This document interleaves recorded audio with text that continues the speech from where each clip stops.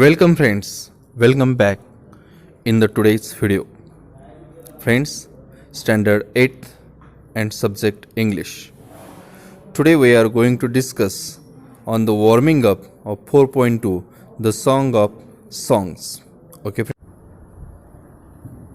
friends, in the last video we have completed the poem 1 3.1.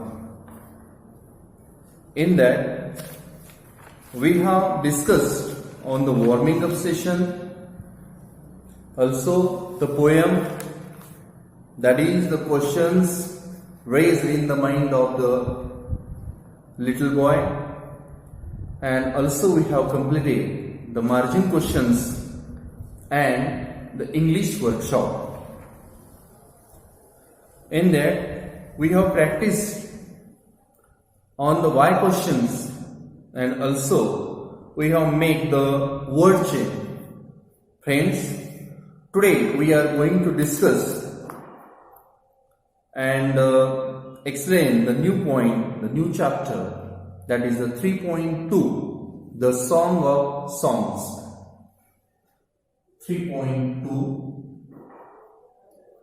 the song of songs.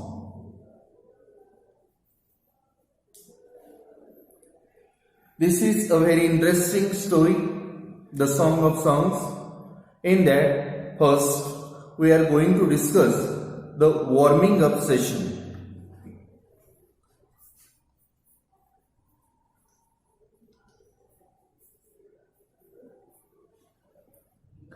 And chit chat.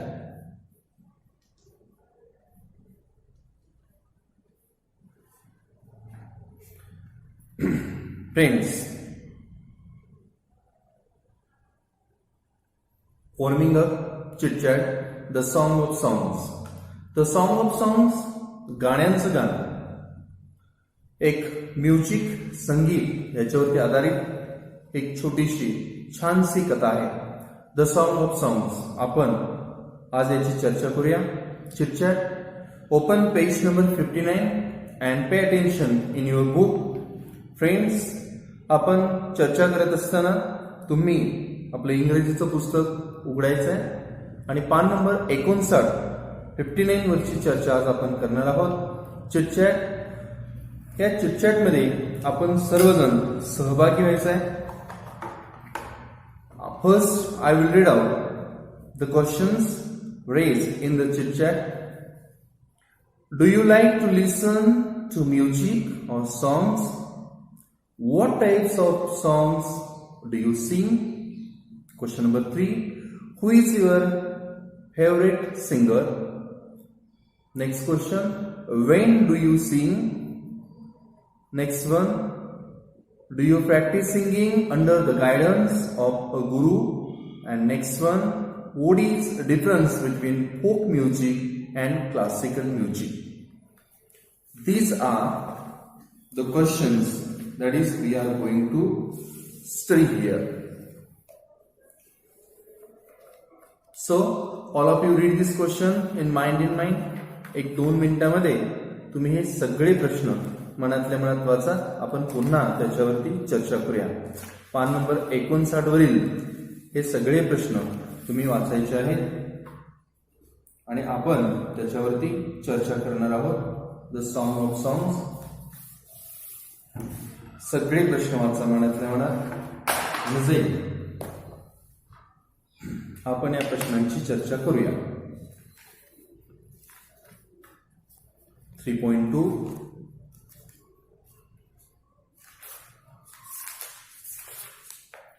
The song of songs. Okay. First question.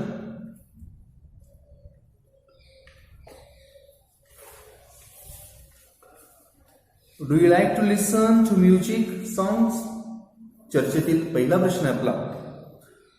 तुम्हाला संगीत गाणी ऐकायला आवडतं का? नक्कीच आवडत असेल. Yes, I like to listen to music in my free time.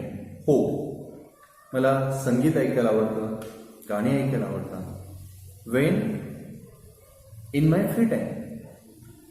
I like to listen to music in my free time. Next question. What types of song do you sing? What types of song do you sing? तुम्ही कोणत्या प्रकारची गाणी गाता? I sing songs of Hindi Bollywood movies. तुम्ही कोणत्या प्रकारची गाणी गाता? I sing songs of Hindi Bollywood movies. कोणाचं असं उत्तर येईल? I sing songs of Marathi from the Marathi pictures. कोण म्हणेल I sing songs classical music? प्रत्येकाचं उत्तर हे वेगवेगळे येऊ शकतं. तुमचं जे उत्तर असेल ते तुम्ही ठेवा. कुणाला हिंदी चित्रपटातील गाणी गायला आवडत असतील, कुणाला मराठी चित्रपटातील गाणी गायला आवडत असतील, काही जणांना भावगीतं भक्तिगीतं गायला आवडत असेल. तुमची जी आवड आहे ती आवड या ठिकाणी तुम्ही नमूद करायची. Next 3. Who is your favorite singer? Who is your favorite singer? तुमचा आवडता गायक किंवा आवडती गायिका कोण? माय फेवरेट सिंगर इज. तुम्ही कोणाचंही तुमचे जे फेवरेट सिंगर असतील त्यांचं तुम्ही नाव लिहू शकता. My favourite singer is Lata Mangeshkar. काही जण म्हणू शकतील my favourite singer is Pandit Bhimsen Joshi. My favourite singer is Arijit Singh. My favourite singer is Suresh Wadkar. My favourite singer is anybody. It may be अलीकडच्या काळातील तुम्ही सिंगरची नाव लिहू शकता. It may be male or female. किंवा जुन्या काळातली कुणी मोहम्मद रफी. तुम्ही कोणाची नाव लिहू शकता जे तुमचे आवडते आहेत तेच फक्त इथं उल्लेख करा. My favourite singer is. It may be anyone. Next one. When do you sing? तुम्ही कधी गाता? गावाचं कधी वाटतं आपल्याला? बघा विचार करा. तुम्ही कधी गाता? आपण जेव्हा फ्री असू आणि आनंदी असू तेव्हाच आपण गाणं गुणगुणतो. Okay. When do you sing? तुम्ही कधी गाता? तुमचं नक्कीच असं उत्तर असणार आहे whenever I am free and get time I always sing. Whenever I am free and get time I always sing. जेव्हा जेव्हा मला वेळ मिळतो, मी फ्री असतो, मोकळा असतो, त्यावेळेला मी गात असतो. Next question number 5. Do you practise singing under the guidance of a guru? Do you practise singing under the guidance of a guru? तुम्ही एखाद्या गुरुच्या मार्गदर्शनाखाली गाण्याचा रियाज करता का? प्रॅक्टिस इथं या ठिकाणी अर्थ आपण रियाज असा घ्यायचा आहे. प्रॅक्टिसचा अर्थ काय घ्यायचा? रियाज. संगीत क्षेत्रामध्ये सरावाला रियाज म्हटलं जातं, खेळामध्ये सराव म्हटलं जातं. तर do you practise singing under the guidance of a guru? तुम्ही गुरूंच्या मार्गदर्शनाखाली गाण्याचा रियाज करता का? आता या ठिकाणी काही मुलांचं आन्सर एस येऊ शकतं, काही जणांचं नो येऊ शकतं. क्षणभर आपण असं समजूया की नो असं समजूया. No, I do not practise singing under the guidance of a guru. No, I do not practise singing under the guidance of a guru. नाही, मी गुरूंच्या मार्गदर्शनाखाली गायनाचा सराव करत नाही. मग गाणी गाते कसा? मग गाणं तुम्ही कसं गाता हा प्रश्न जर उपस्थित झाला तर तुम्ही पुढे असं लिहू शकता. त्या उत्तराला सपोर्ट तुम्ही देऊ शकता. I listen and try to imitate. I listen songs and try to imitate it. मी गुरूंच्या मार्गदर्शनाखाली गाणं गात नाहीये, पण मी गाणी ऐकतो आणि त्याचं अनुकरण करण्याचा प्रयत्न करतो. तशीच गाणी पुन्हा पुन्हा म्हणण्याचा मी प्रयत्न करतो. असंही तुमचं उत्तर येऊ शकतं. किंवा जर हो उत्तर तुमचं असेल yes, I practise singing under the guidance of a guru. They told us the notations, any other things and the basic skill they teaches us and I follow them.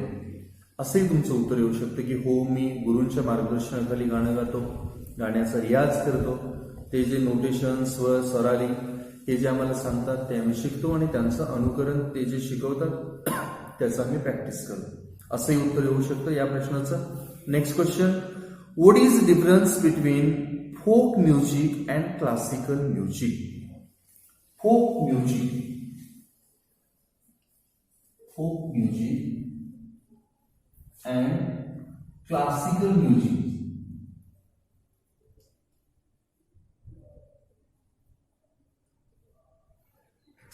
एक folk music and classical music. Folk म्हणजे लोक, सोपं एकदम. Folk म्हणजे लोक, folk music लोकसंगीत, classical music शास्त्रीय संगीत. प्रश्न बघा, what is difference between folk music and classical music. Classical music मध्ये आणि फोक म्युझिक मध्ये, म्हणजे folk music and classical music, लोकसंगीत आणि शास्त्रीय संगीत या दोन्हीमध्ये काय फरक आहे. What is the difference between folk music and classical music. लोकसंगीत आणि शास्त्रीय संगीत या दोन्हीमध्ये काय फरक आहे. खूप मोठा फरक आहे. Classical music that is the based on discipline ragas. Discipline ragas, राग वरती आधारित असलेली ही सगळी गाणी असतात, त्याला आपण शास्त्रीय संगीत म्हणतो. And classical music is strict rules of rhyme and patterns. त्याच्यामध्ये रिदम जे असते ते रिदम आणि पॅटर्न्स मध्ये हे क्लासिकल म्युझिक हे स्ट्रिक्ट असतं, स्ट्रिक्ट नियम असतात. एखादा आपण राग घेतलो, त्या रागामध्ये जेवढे काही स्वर आहेत त्या स्वराचीच आळवणी झाली पाहिजे. तो स्वर सोडून दुसरा स्वर जर आपण गायन करत असताना लागला तर तो आपण दुसऱ्या रागात गेलो. त्यामुळे ज्या रागामध्ये जे नोटेशन्स दिलेले आहेत त्यामध्येच गायन करावं लागतं. आणि हे क्लासिकल म्युझिक हे तुलनेनं पाहायला गेलं तर खूप कठीण आहे शिकायला. कठीण आहे पण अशक्य नाही आहे. Classical music based on discipline ragas and classical music is strict rules. There are strict rules of rhythm and pattern. But folk music हे लोकसंगीत जे आहे ते काय असतं, comes from the heart. लोकसंगीत जे आहे ते अगदी हृदयातून येत असतं. And it is the music of traditional, popular music styles of the region or of the communities. हे संगीत जे आहे ते पारंपरिक आवडतं संगीत आहे लोकांचं, एखाद्या प्रदेशातील किंवा एखाद्या कम्युनिटी जमातीतील ही सर्व गाणी असतात.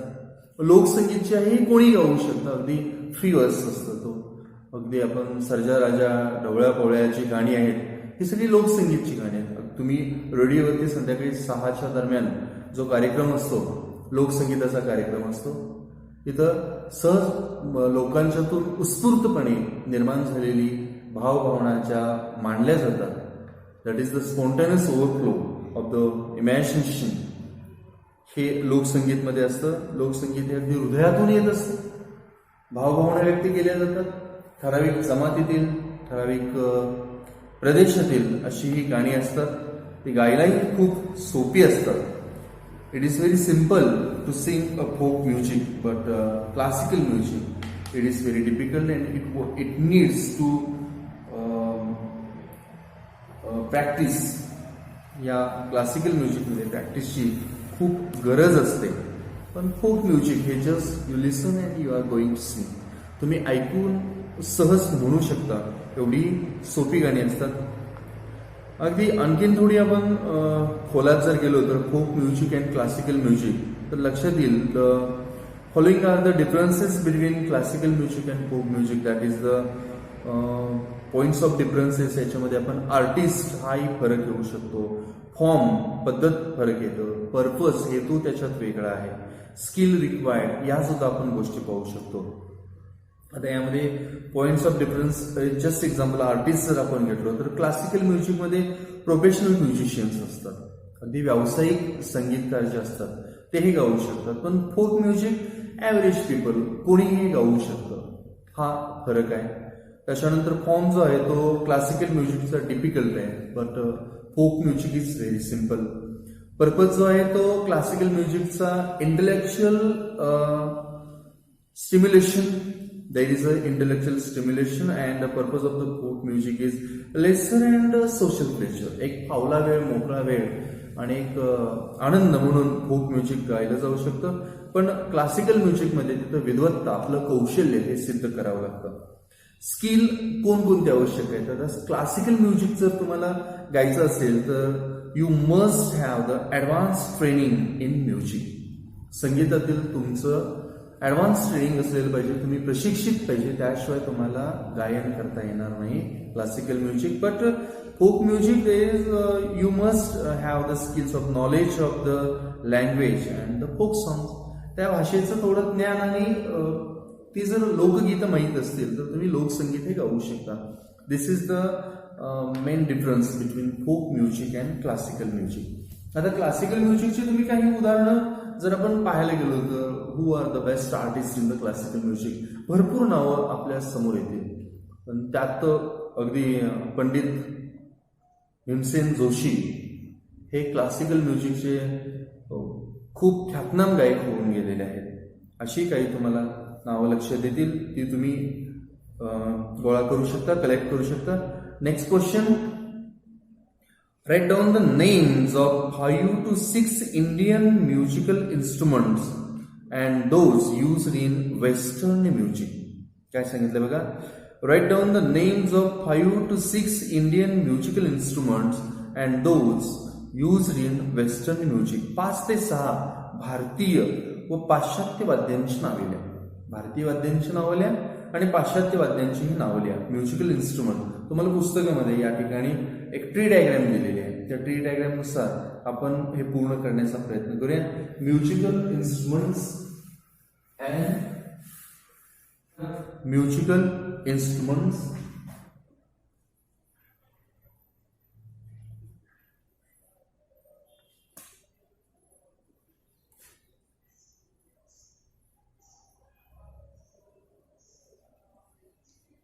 या म्युझिकल इन्स्ट्रुमेंट्स मध्ये 2 प्रकार केलेले, एक इंडियन भारतीय संगीतातील वाद्ये अँड सेकंड वन वेस्टर्न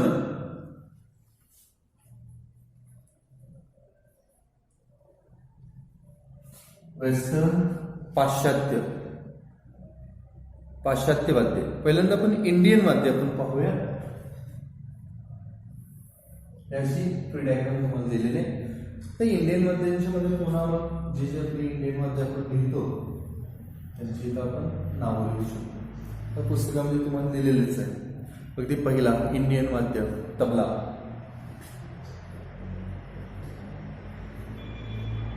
आणखी कोणकोणती इंडियन वाद्य तुमच्या डोक्यात येतात बघा? तुम्हाला तर आठवत असतील इंडियन वाद्य, सितार. ओके,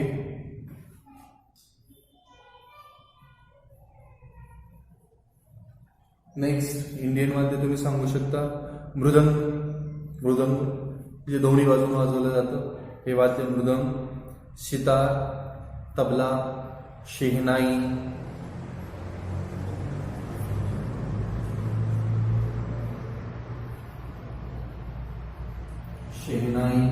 हे भारतीय वाद्य आहे. त्यानंतर पुढचं बासरी, flute.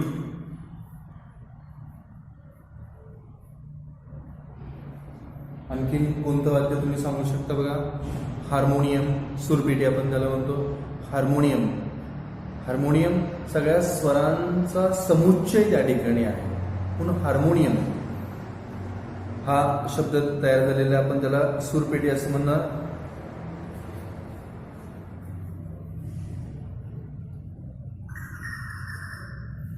Harmonium,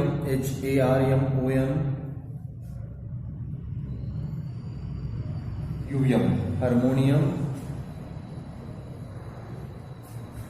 tabla, sitar, shehnai, flute, harmonium, mridang, shehnai ही सगळी भारतीय वाद्य आहेत. आता आपण वेस्टर्न जर पाहायला गेलो तर वेस्टर्न वाद्य कोणकोणती तुमच्या लक्षात येतात बघा? वेस्टर्न वाद्यातलं पहिलं ड्रम. हे वेस्टर्न वाद्य आहे. कोणतं? ड्रम.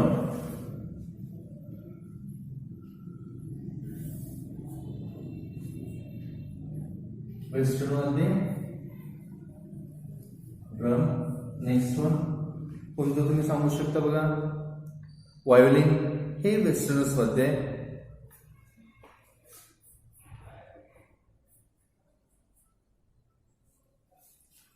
ड्रम, व्हायोलिन, पियानो,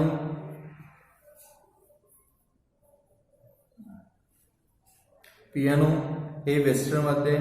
त्याच्यानंतर हार्प हे वेस्टर्नच वाद्य आहे. गिटार,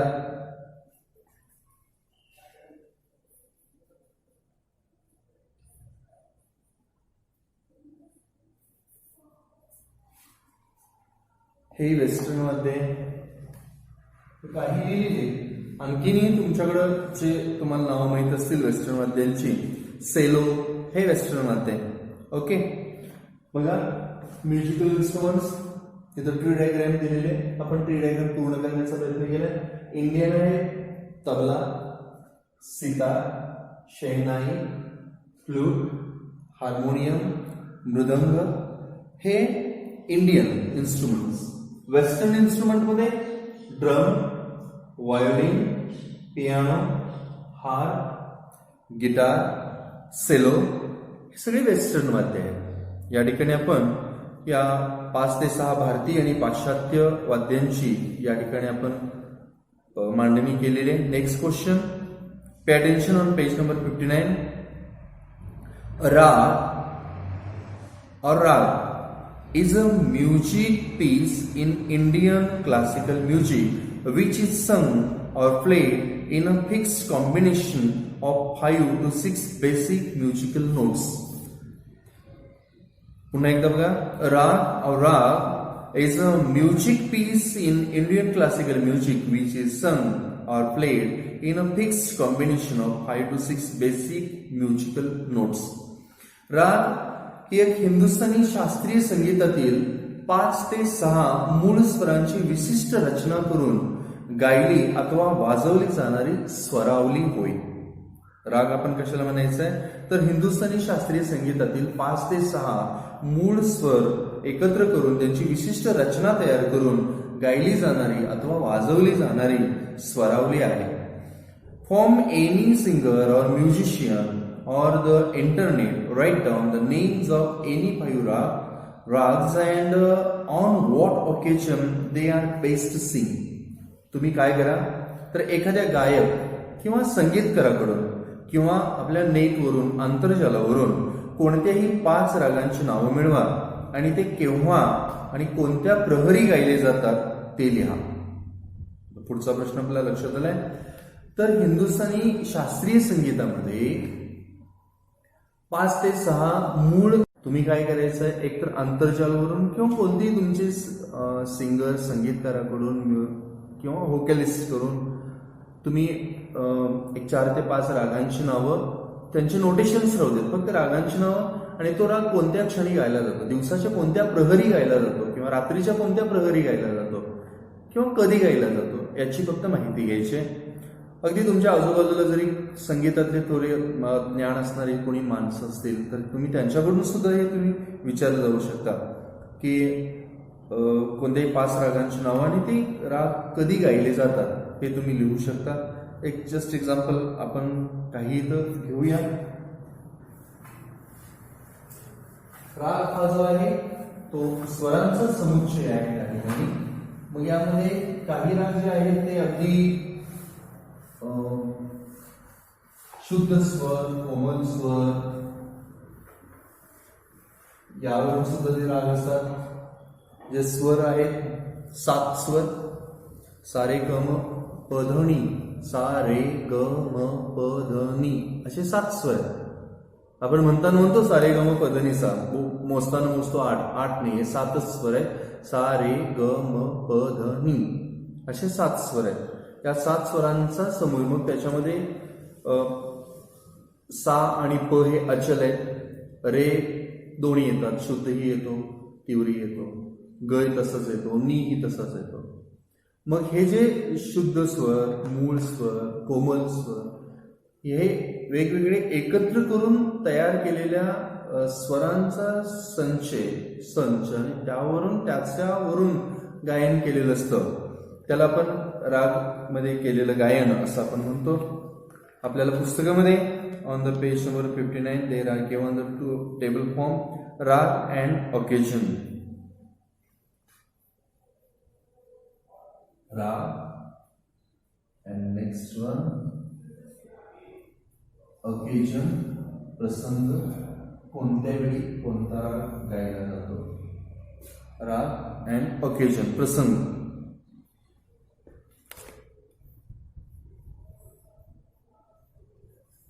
कोणत्या प्रसंगी गायला जातो.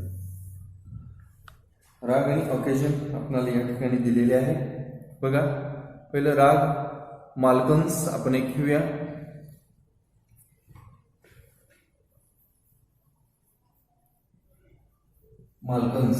मालकंस हा एक राग आहे. हा राग जो आहे तो उशिरा रात्री गायला जातो. आपण इथं लिहिणार लेट नाईट. सगळेच राग खूप सुंदर आहे. कोमल स्वरातले राग असतात ते जास्त गोड वाटत असतात आपल्याला. त्याची ठेवण, राग एक, रंग अनेक असे तुम्ही टीव्हीवरती कार्यक्रम पाहिलेला आहात की एकच रागामध्ये वेगवेगळ्या पद्धतीने सुद्धा गायलं जातं. तुम्ही थोडे संगीताचं ज्ञान घेतलंय, तुमच्या ध्यानात येईल या सगळ्या गोष्टी. त्याच्यानंतर राग भैरवी.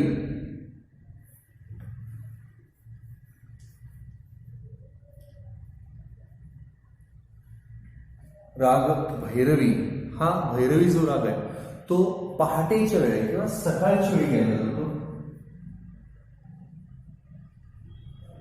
Morning time. भैरवीची वेळ ती मॉर्निंग टाइम. भैरवीमध्ये सगळे स्वर कोमल असतात, खूप गोड हा राग आहे. भैरवी हा सकाळच्या वेळेला गायला जातो. त्याच्यानंतर राग पूर्वी. हा पूर्वी राग जो आहे तो खास करून दुपारच्या वेळेमध्ये, आफ्टरनून टाइम, दुपारच्या वेळेला हा पूर्वी राग गायला जातो. त्याच्यानंतर राग मारवा हा सायंकाळच्या वेळेला. मारवा जो आहे तो इव्हिनिंग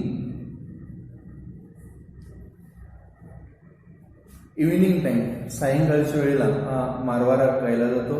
त्याच्यानंतर राग कल्याण हा जो राग आहे हा रात्रीच्या वेळेलाच गायला जातो.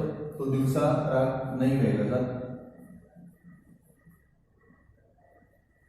नाईट टाइमला. आणि राग कापी जो आहे तो कापी राग हा कधीही गायला जातो, म्हणजे दिवसाही गायला जातो, रात्रीही गायला जातो, असा हा कापी राग आहे. AAFI Khafi. It is every time, any time, कोणत्याही वेळेला हा कापी राग गायला जातो. अशा पद्धतीनं हे राग आणि ओकेजन या ठिकाणी आपल्याला दिलेले आहे. राग अँड ओकेजन. आपला प्रश्न असा होता की from any singer or musician or the internet write down the names of any 5 ragas and on what occasion they are best sung. की एखाद्या गायक किंवा संगीतकाराकडून किंवा आंतरजालावरून कोणत्याही 5 रागांची नावं मिळवा आणि ते केव्हा आणि कोणत्या प्रकारे गायले जातात ते माहिती घ्या. तर राग Malkauns at the late night, उशिरा रात्री गायला जातो. राग भैरवी हा पहाटेच्या किंवा सकाळच्या वेळी गायला जातो, मॉर्निंग टाइम. राग पूर्वी दुपारच्या वेळेला, आफ्टरनूनला गायला जातो, दिवसाच्या दुपारच्या प्रहरी. राग मारवा ऍट द इव्हिनिंग टाइम. राग कल्याण ऍट द नाईट. अँड कापी हा कापी राग हा एनी टाइम गायला जातो. या ठिकाणी आपली वॉर्मिंग अपची या द सॉन्ग ऑफ सॉंग्स गाण्यांचं गाणं या पाठाचं आपलं वॉर्मिंग अप अँड चिटचॅट या ठिकाणी संपलेलं आहे. So pay attention once again. आपण आजच्या या व्हिडिओमध्ये पहिल्यांदा चिटचॅट यामध्ये 6 प्रश्न दिले होते. या 6 प्रश्नांची चर्चा केली. त्याच्यानंतर पुढचा प्रश्न आपला होता की musical instrument, Indian musical instrument and western musical instruments, त्यांची नावं लिहिली. फार तर तुम्ही त्यांची नावं लिहिलेला, त्यांचे चित्र वगैरे गोळा करण्याचा प्रयत्न करा, त्याची माहिती घ्या. त्यानंतर पुढचा आपण एक प्रश्न पाहिला की 5 ते 6 हिंदुस्थानी शास्त्रीय संगीतातील मूळ स्वरांची विशिष्ट रचना करून गायली जाते किंवा वाजवली जाते, त्याला आपण राग म्हणतो. आणि रागांची वेगवेगळी भरपूर राग आहेत, त्यातल्या आपण 4 ते 5 इथं राग लिहिलेले आहेत. ते दिवसाच्या कोणत्या प्रहरी गायली जातात यांची आपण या ठिकाणी माहिती घेतलेली आहे. Okay friends, all of you must read out and write down all the activities in your notebook and try to learn more and more about the music. संगीत हे असं क्षेत्र आहे की ज्याच्यामध्ये जितकं काही शिकता येईल तितकं कमीच आहे. इतकं अफाट समुद्र असलेलं हे एक क्षेत्र आहे. एक कथा मी ऐकली होती की गुरु आणि शिष्यांची, ती थोडी सांगतो आणि या ठिकाणी संगीत क्षेत्र किती अफाट मोठं आहे याची थोडीशी चुणूक तुम्हाला येईल. गुरु आणि शिष्य असं समुद्रकाठावरून फिरत जात असतात आणि तिथे गेल्यानंतर शिष्य जो असतो गुरूंच्या अफाट ज्ञानाबद्दल त्याला खात्री असते आणि तो आपल्या गुरूंना म्हणतो की गुरुजी, तुमच्याकडं संगीताचं खूप मोठं ज्ञान आहे, तुम्ही खूप शिकलेला आहात आणि तुम्हाला तर शिकण्यासारखं काही शिल्लक राहिलेलं नाही, इतकं तुम्ही संगीतातले ज्ञानी आहात. असं शिष्य आपल्या गुरूंची स्तुती करतो, एक आदर व्यक्त करतो. पण त्यावेळेला गुरु म्हणतात, ठीक आहे, तुला जे वाटतं मी किती शिकलोय ते थोडक्यात सांगतो म्हणतात. एक 4 पावलं समुद्रामध्ये जातात आणि आपली करंगळी समुद्रामध्ये अशी बुडवतात, पाण्यात बुडवतात आणि वरती काढतात आणि त्याला म्हणतात की किती थेंब पडतात ते मोज.